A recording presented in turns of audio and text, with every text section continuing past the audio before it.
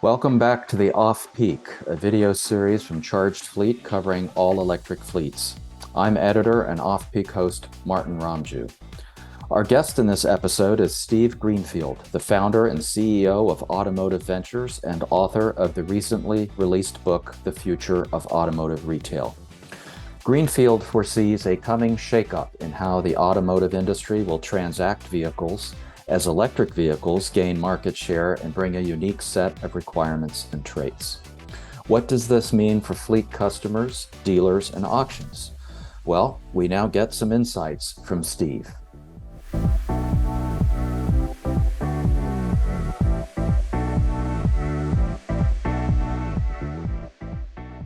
All right, Steve Greenfield, thanks for joining us here on the Off Peak. Great to have you.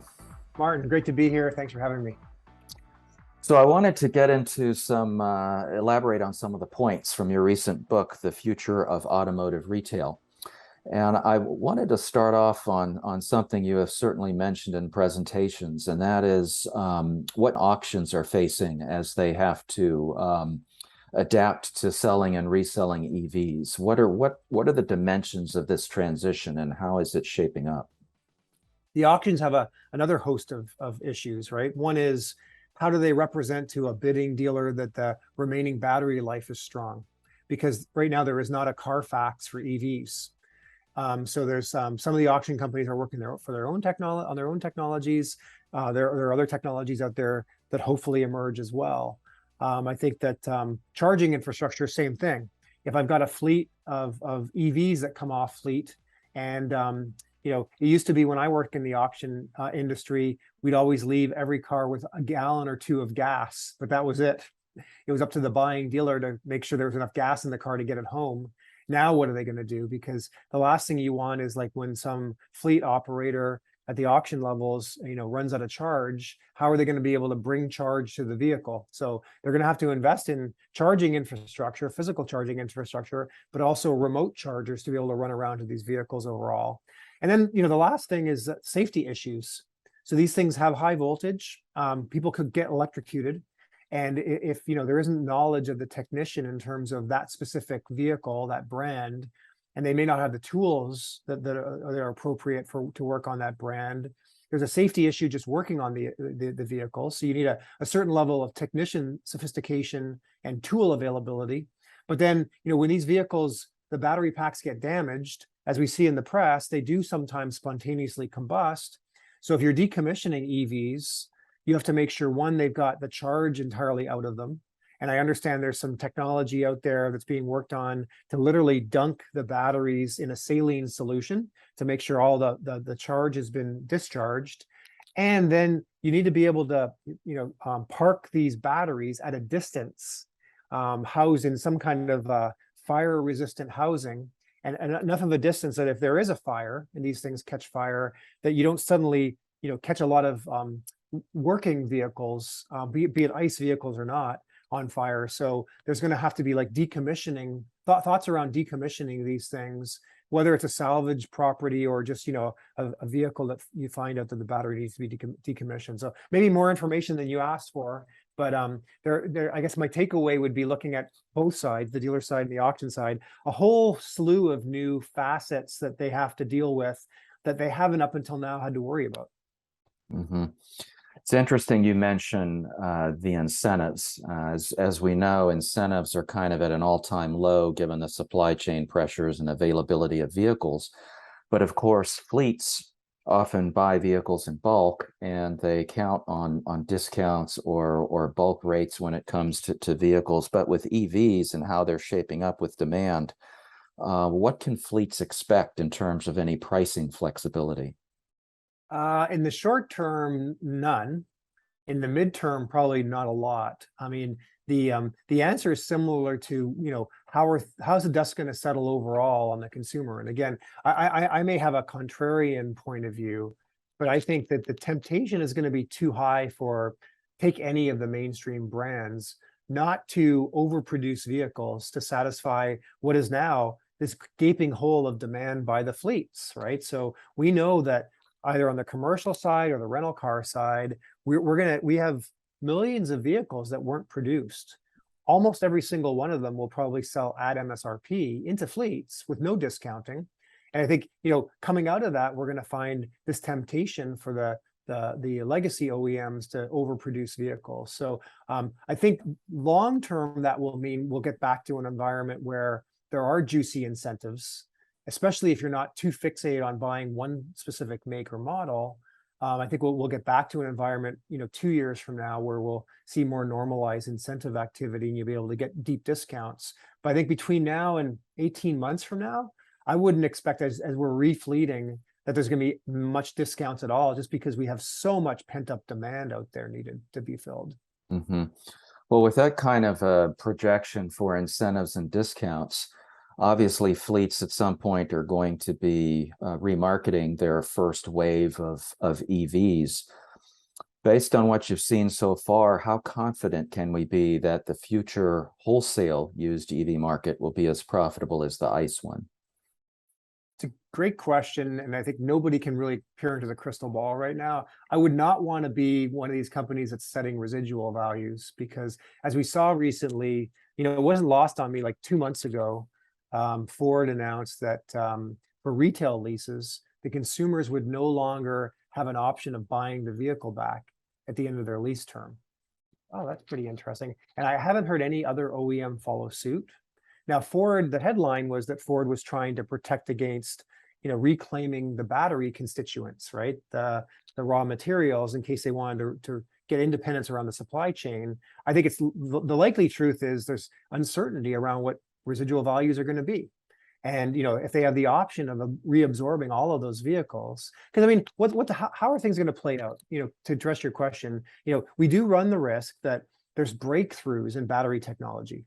And suddenly the batteries either can get charged within 5 minutes, which, greatly mitigates people's concerns around range anxiety, or conversely, we find that the batteries can, hold a capacity of 1,000-mile range or more. Either way, we're going to find like the earlier generation 1 of these EVs might not be worth nearly as much. And we saw some of this, the greatest analog we have is like with the Nissan Leaf. They overleased that vehicle. By the time they came back, the battery condition meant that you maybe had like a 60 or 70-mile range in many cases. And they just weren't worth a lot at that point. And I think, every manufacturer has to be really sensitive that at the end of a 2, 3, or 4-year lease period, what is the value going to be? And, I think, like I said earlier, we need to be concerned around how to represent battery condition. And that should be some equivalent of a Carfax for EVs. But, there may be leapfrogs in battery technology, which means the generation 1 of these EVs may not be worth a lot, and it may really hit residual values as a result.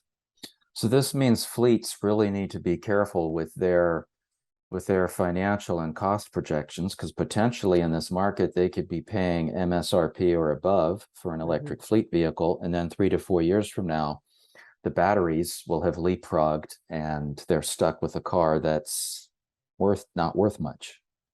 Yeah, so I think it's to your point, I would kind of characterize it as a potential double whammy, worst case scenario, which is even if you bought an ICE vehicle right now and paid full MSRP, at some point 2 years from now, that vehicle will get back to regular depreciation rates. And so we're going to find a lot of folks who bought vehicles at MSRP 2 or 3 years from now have tremendous negative equity in the vehicle. That's what I'm saying. I empathize with folks trying to set residual values right now.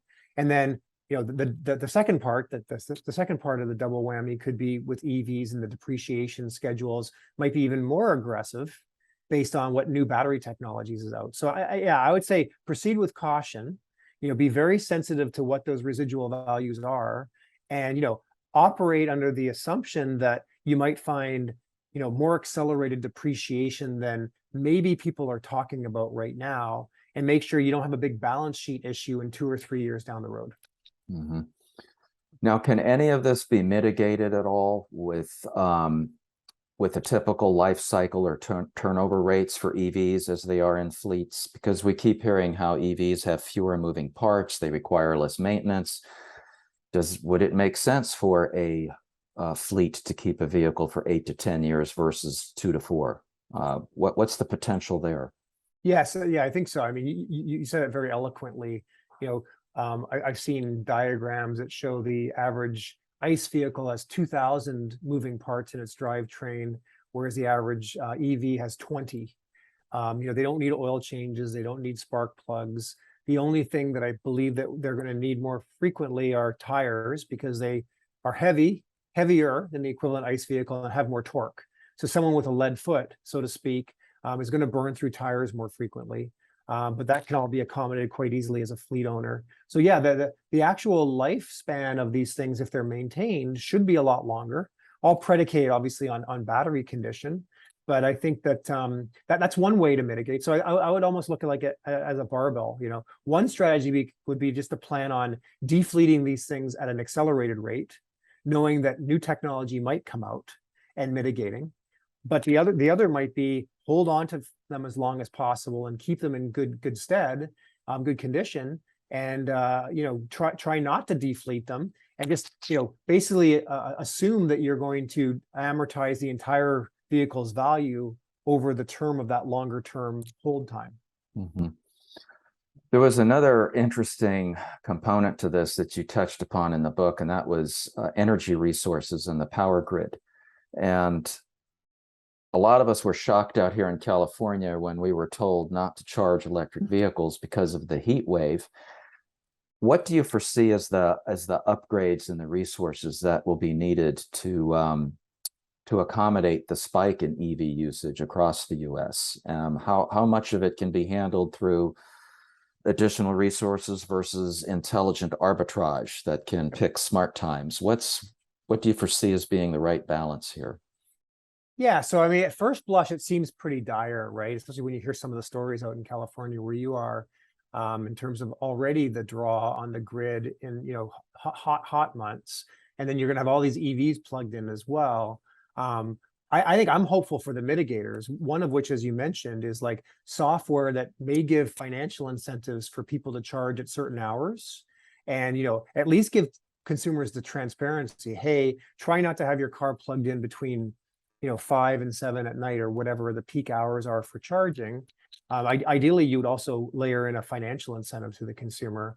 I think I'm more excited. There's been more articles recently around the vehicle to grid opportunity, and whether these vehicles are effectively a mitigating storage of capacity that you might actually pay consumers to keep their vehicle plugged into the grid, and you're going to draw power down from the vehicle to charge your neighbors, so kind of like a daisy chain, right? So, but all of that's going to take new innovative companies and a lot of creativity and open-mindedness, because it isn't going to be a very one-way transaction where we all plug in our cars, draw down power from an existing grid. I just don't think we're going to have the capacity for that. But I think that this combination of software and incentives, coupled with vehicles that can actually put power back into the grid, should be able to mitigate a lot of that. And I think that so I'm hopeful, fingers crossed. Mm-hmm.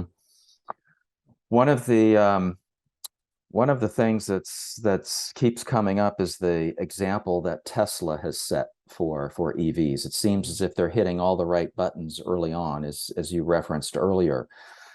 What do you think the manufacturers of electric vans, pickup trucks, work trucks, many of these present and future vehicles that will be heading into fleets, what can they learn from the Tesla model of doing business and maintaining and keeping these vehicles running? I think we are conditioning consumers of passenger vehicles or commercial fleet of just convenience. And the nice thing about convenience, it cuts both ways, right? So the example I use is like, I am one of the 167 million Amazon Prime customers in the US. And I know that I am paying a premium, literally through membership, but also paying a premium because Amazon doesn't make it easy for someone like me to price compare. But I'm willing to give up the ability to get the lowest price based on the fact that I can get delivery next day with a good return policy. And I think that that's very deliberate. And I think that probably we're going to find that the next generation of consumers are a lot less price sensitive, which may play directly into what we've discussed around OEMs intending to sell every car at MSRP. But there may not be a lot of negotiation in the future for vehicles if the process of buying and owning is very, very convenient. So we'll see how that plays out. I think a lot of the OEMs are betting on that. And I think from a commercial standpoint, it may manifest itself in one, not a lot of discounts when you're actually buying vehicles to put into fleet, but there may be more profitability because the actual end user is a lot less price sensitive and a lot less prone to kind of grinding the fleet management companies on price. So we'll see how all that plays out, but it gives me hope that there may be more profit potential in a transaction in the future if we're able to provide much more convenience to the end user as a result. Mm-hmm. Well, Steve, there's so much more we could talk about with this, but we'll definitely have to have you back. Thank you very much for joining us. Well, thanks. It's always a pleasure, and thanks for making time for me today, Martin. A special thank you to Steve Greenfield for some visionary insights on how EVs will change automotive market dynamics. You can find his recent book, The Future of Automotive Retail, on Amazon.com and AutomotiveVentures.com. Remember to follow and connect with us on social media, subscribe to our YouTube channel, and sign up for our weekly Charged Fleet e-newsletter to stay up to date on the latest EV industry news. I'm Martin Ramju with Charged Fleet. Thank you for joining us, and we hope to see you again here on another electrified episode of The Off Peak.